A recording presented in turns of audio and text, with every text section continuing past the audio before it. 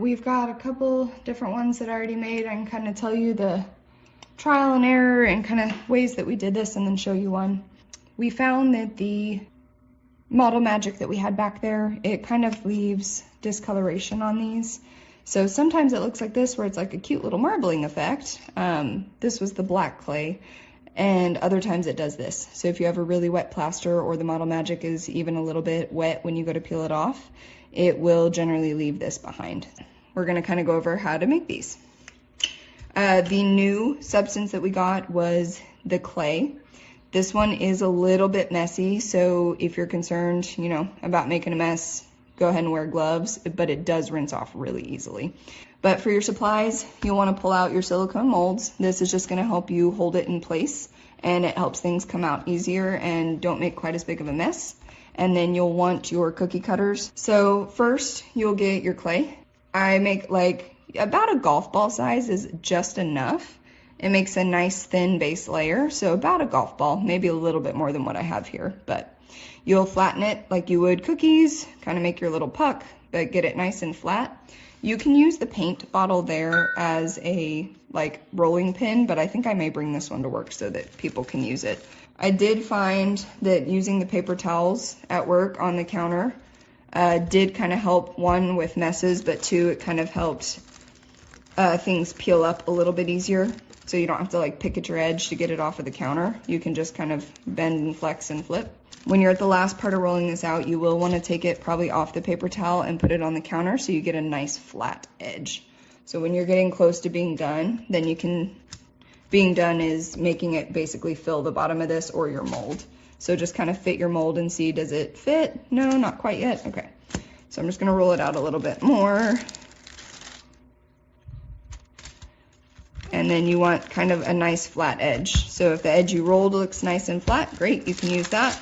If you're using the paint bottle, it doesn't really look nice and flat, so I usually flip it and use the other side. But once you get a nice smooth circle, then you can put your clay in the bottom. So if you're going to use your heart, just kind of get your general shape in place so you know where your prints need to be. But let me make that a little deeper so you can actually see the outline. For the most part. Okay, so we kind of have our outline. We know where stuff needs to go. And so, obviously if you have a bigger baby, you'll have to kind of make sure you line it up within the heart. If it's full term, it's probably best just to do one for each foot. So you can kind of keep it within the mold, keep it looking nice, but they have a mold of both. Just for little bitties, when you're doing molds or even footprints, most of the time it'll help if you have somebody kind of hold the baby upright, over your mold or your footprint sheet. And then you have the ability to kind of take your hand. Usually I'll set the foot down and then give it a gentle roll of my finger, press in.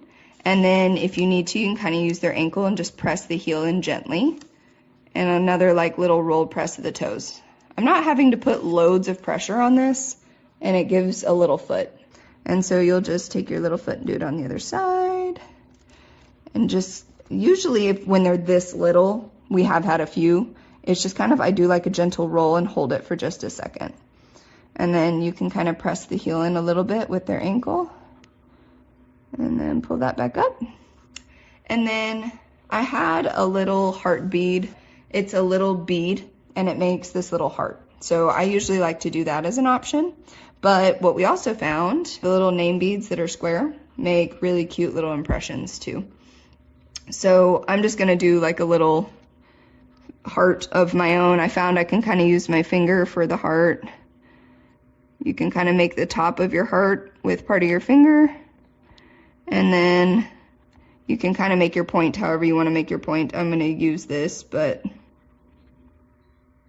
that's just because I forgot the bead. We do have a bead at work that works for this, and it's just a quick, easy press the bead in and make a heart. And if you ever do kind of make your finger heart, just make sure you kind of smooth it out when you're done, unless you want your fingerprints immortalized in their mold, because it does kind of pick up prints somewhat. So again, your stuff won't have black stuff left behind. That's just what happened with my little clay foot. It bleeds some color. So with these, pick it up to where you can read it, and then flip that over and press that in. I'm going to leave them there just so I can see my spacing. You're going to do this right to left. It's going to be like a mirror image. So make sure you do the name backwards from what you would want. So again, look at it, flip it, and go right to left. And yeah, they'll look upside down in here. That's just how the bead is. And then with the clay, you can smooth your surface. So if you do what I just did and like accidentally dig your fingernail in, it smooths pretty easily. And then you just give them all like a gentle press, line them up how you want them, but then gently press in.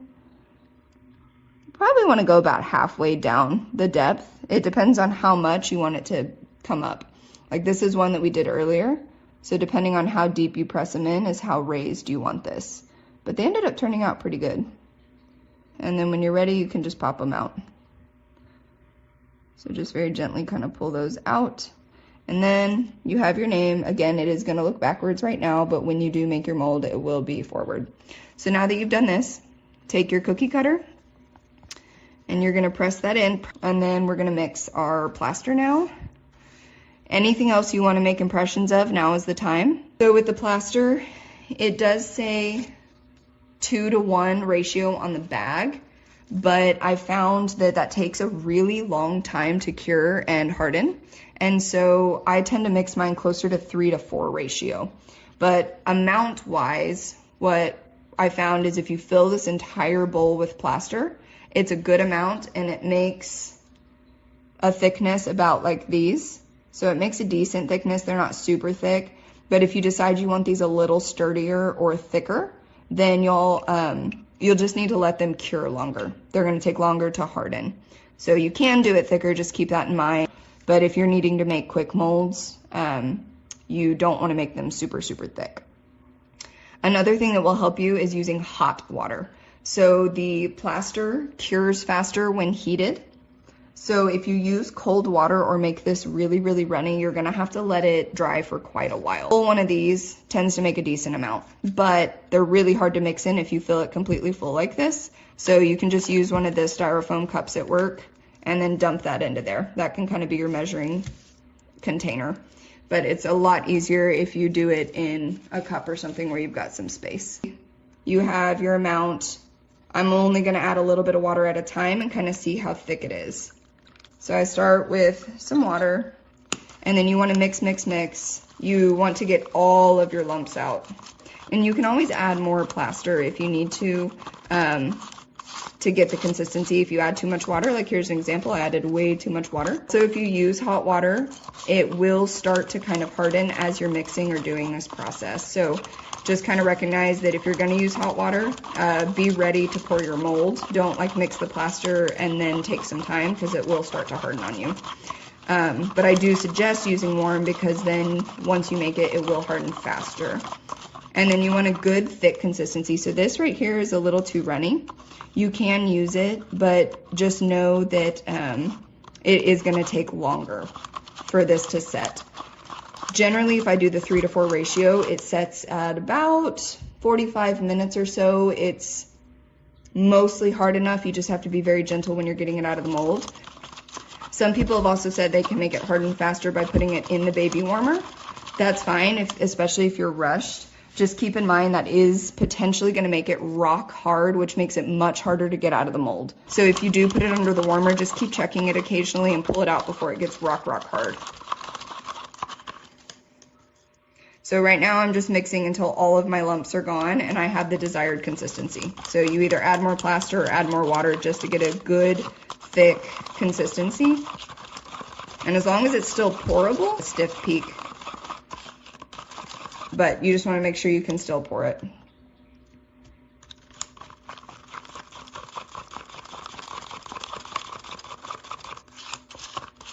So the main thing is you really want to get a lot of the lumps out, because if you leave a bunch of lumps in there and you don't mix well, there's a potential that one of those lumps will sink to the bottom and stick in one of your mold areas and it'll completely mess up like a footprint. So, or you know, the letters, if you're doing the letters, it's pretty thick, but this will still pour. So once you're done mixing, you want to tap it. Those air bubbles in there that you see, that's what you're trying to get out, because same thing, if you get a bunch of air bubbles in the bottom, it could potentially interfere with the way that your foot looks or one of the other parts looks. Because if one of the bubbles sits right on your mold and then pops, it'll leave like a hole. So you have your mold and you're just gonna pour in. Like I said, it's pretty thick, but it still pours. So get most of your plaster in. It will flatten itself out if you do this tapping part. So this tapping one helps fill all of your stuff at the bottom and then gets rid of excess air bubbles. Most of the air bubbles look like they're gone. I'm not getting many more with this. So that's pretty much it, and you leave it be. Like I said, for curing time, if you use hot water and it's thick like that when it goes in, I found right around 45 minutes, I can get that out pretty easily. If you let it get completely rock solid hard before you pull it out, it is tougher. One way you can test is when you go to check and see if it's ready, kind of rub your finger on the back. Obviously, if it's like completely liquidy, leave it be. What you want is for it to feel mostly solid, but like you still can feel a little bit of that wetness to it, but it's not like leaving anything behind on your finger. If it's still leaving something behind on your finger very clearly, you don't want to pop it out yet because you'll probably crack it. These also get warm while they're setting. So if it still feels really warm or even a little bit soft, leave it in there. Wait till it's most of the warmth is gone and it feels mostly dry. You can pop it out.